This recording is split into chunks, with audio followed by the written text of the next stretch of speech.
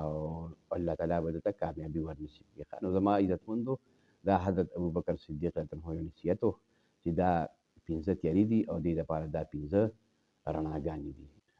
اعوذ بالله من الشیطان الرجیم بسم الله الرحمن الرحیم. زما عزتمندو دا حضرت ابوبکر صدیق رضی الله عنه یو قول مبارک دی، وایي چې 15 تیاري دي او د هغه 15 تیارو دپاره 15 ډیوې دي، رڼاګانې دي. نو دا 15 تیارې هم سړی وپېژني چې دا څه شی دي او د هغې دپاره بیا 15 ډیوې 15 رڼاګانې، نو دا څه شی دي دا سړی وپېژني، په دې باندې عمل وکړي. حضرت ابوبکر صدیق رضی الله تعالی عنه فرمایي چې الظلمات خمس، تیاري دا 15 دي، والسراج لها خمس، او هغې دپاره ډیوې هم 15 دي. حب الدنیا ظلمت، د دنیا سره محبت کول دا هم یو تیاره ده.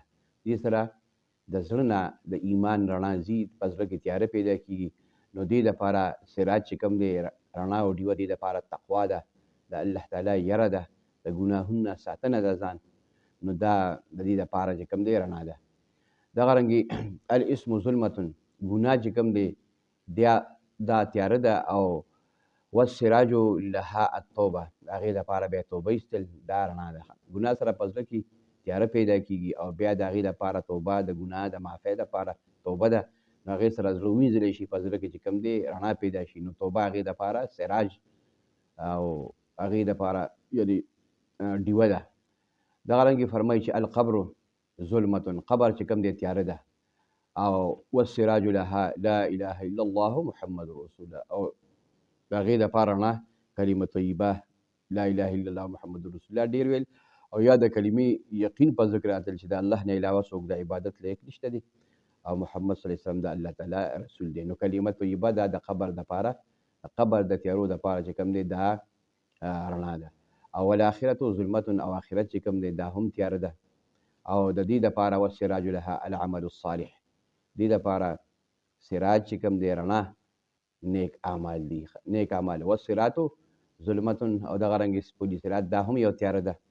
او په پولي صراط باندې چې سړی رواني، نو دا به د خپل ایمان په رڼا باندې رواني، د ایماني نور په وجه باندې به په دې باندې چې کوم دی سفر کوي.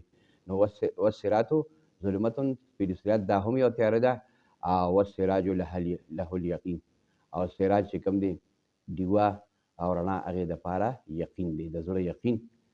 نو چې سړي ایمان او یقین مضبوط وي، نو په پولي صراط باندې به په اسانه باندې یعنې دی الله تعالی پورې باسي او الله تعالی به درته کامیابي ورنصیب کړي. نو زما عزتمندو دا حضرت ابوبکر صدیق رضی الله عنه نصیحت و چې دا 15 تیاري دي او دې دپاره دا 15 رڼاګانې دي.